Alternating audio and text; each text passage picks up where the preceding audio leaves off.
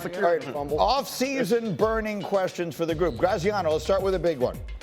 Which team is Saquon Barkley going to play for in 2024? New York Giants. Boo.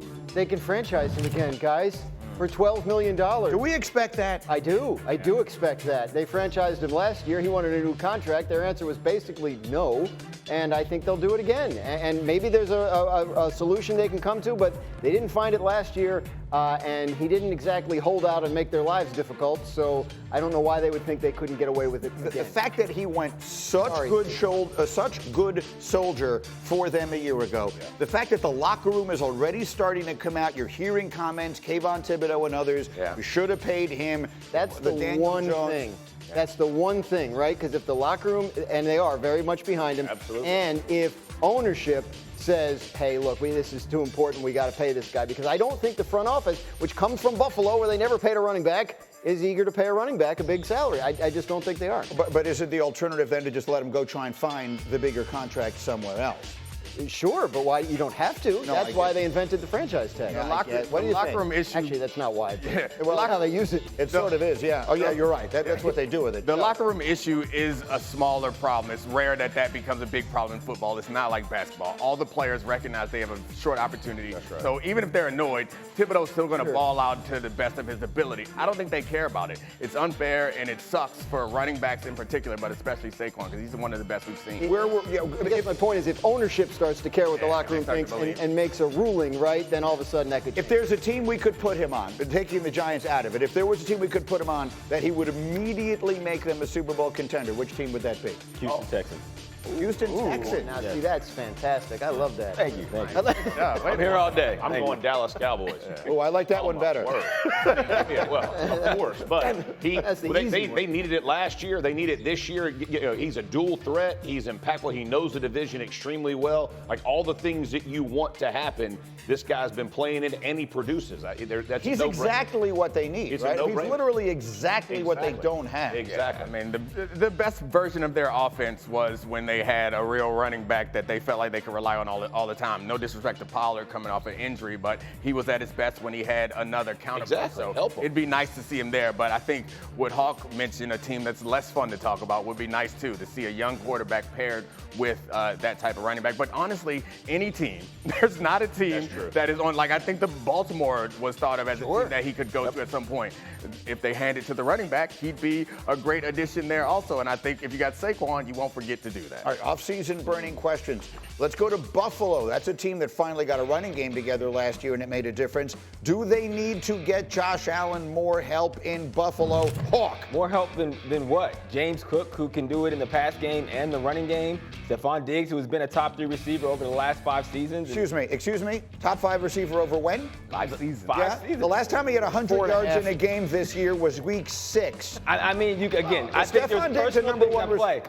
Stephon Diggs is still a number 1 receiver. I think part of his decline was the change in the style of the offense. I think Stephon Diggs is still a number 1 receiver. It kept the coordinator. Yeah, I understand. Maybe in his value out there is still attracting attention. So I don't know that Josh Allen needs more help, but I do think that you can never have too much help when you got to get past Patrick Mahomes. But their defense is so depleted. If you have an option between helping Josh Allen or improving that defense, you got to get numbers for the defense. And you can't get too much help when you're paying the quarterback what you're paying him. So, I mean, the reality is when you are a top-paid quarterback, you have to do more with less. And Stephon Diggs is more than what you get less. He's an incredible receiver. Yes, he had a down season, but skill for skill, bar for bar, Stephon Diggs is still Stephon Diggs. Please do not get that misunderstood. Even if he is, I think they'll add.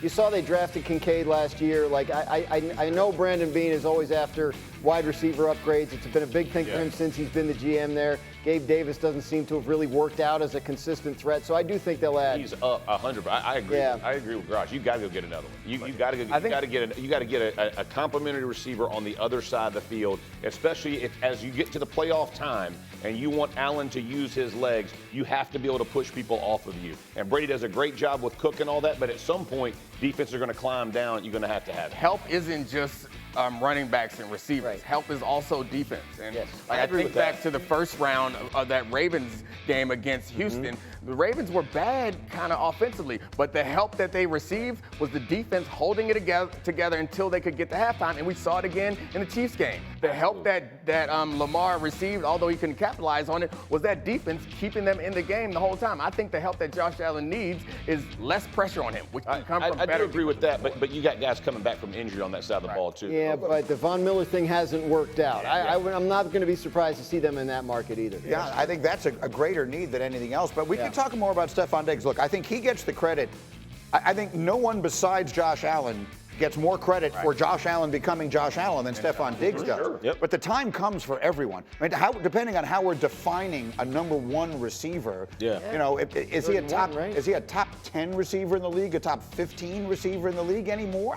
I mean, that would be the question I would ask. I still think he's a top 10 receiver, but to your point, the production they got with Joe Brady as a unit was far and beyond what they were getting previously in this season because the offense is being called differently. So you can have the conversation of, well, now that this is our new identity offensively, do we need a Stephon Diggs the way that we've needed him in the past? That's a legit thing. But as far as ability and what Stephon Diggs can bring to the table, he is still a top 10 receiver, but maybe he needs to be in a different scenario so that they can get the most out of his ability. And I think about Philly, you know, AJ and Devontae Smith. Like there has to be a Batman and Robin. Like there's got to be some help. I'm just telling you because you can take one guy out. That is near and dear to my heart. Are the Jets a playoff team with Aaron Rodgers back and healthy next year? Nah, homie. Homie. Nah, homie. I hate to break your heart, but Aaron Rodgers is not going to be better than he was last year or than he was his final year in Green Bay. Like, Father Time. He wasn't anything last year. Right, but Father Time catches up to all of us, and Achilles, while he may have the best rehab in the history, it's still going to be a diminished version of it, and they still have holes that they need to address and they need to answer. Defense is defense is statistically less consistent to return as offense, and they managed to put together 2 back-to-back seasons of really great defense. The defense being as good as it's been is a lot to ask, even though they're still going to be good. You're expecting this team that still has issues with at probably the second most important thing to have if you want to have a productive offense is offensive line. They still got those problems there. So I think we're getting ahead of ourselves if we believe that just adding this version of Aaron Rodgers puts them in the playoffs. Well, we don't know what version of Aaron Rodgers this is, right? There's no way to know. There's no history of a 40-year-old coming back from this injury. But let me just. I'm going to disagree. I think they are. I think they will become. And I think they do need help on offensive line-wise. But if there's one thing that Aaron can do and figure out, it's the timing of his routes to get the ball out of his hands and not take unnecessary shots. He will find a way to do that. And he's got a long time. I mean, from a rehab perspective, he'll have a long time. I know he's trying to rush it back, but they will be with the defense they have, the running backs they have. They just got to get their line to go play. We're talking about Kirk Cousins playing next year. Aaron Rodgers had the same injury months earlier. Right. So, in theory, he should be as ready to go as can be. Absolutely. I'm asking an offensive lineman. Can you build an offensive line in one offseason? Yes. Right now, they basically need 4 parts. Yeah, I mean, you look at what Kansas City did after what they faced. Now, you're going to have to draft right, but the other part of that is the quarterback can help your offensive line look much better than they are by timing of routes, right? The way you call plays can benefit your offensive line. It doesn't have to be back there where you're holding the ball, patting the ball, and doing those things. Timing helps all offensive lines. You just got to figure that part out. That's not how Aaron Rodgers plays, and that's not how he played in the 4 plays that he played last year. The 4 plays. Let's not dive into the 4 plays. But he does hold the ball. But what I'm saying is he doesn't take unnecessary shots. He does a decent job. I had a conversation with Jeff earlier about offensive line play and how difficult it is to find good offensive linemen. Now all of a sudden you can find 4 in one offseason. You get them on Craigslist. But I think that when you look at the Jets, being in the playoffs is not the barometer. Like, that's easy. I think they're a playoff team. They were 7-10 this year with the worst quarterback play we've seen in years. So I think Aaron Rodgers, since the year before, I think Aaron Rodgers can flip 4 games. Absolutely. But as it pertains to the playoffs, that's not the goal with Aaron Rodgers. It's being a Super Bowl team.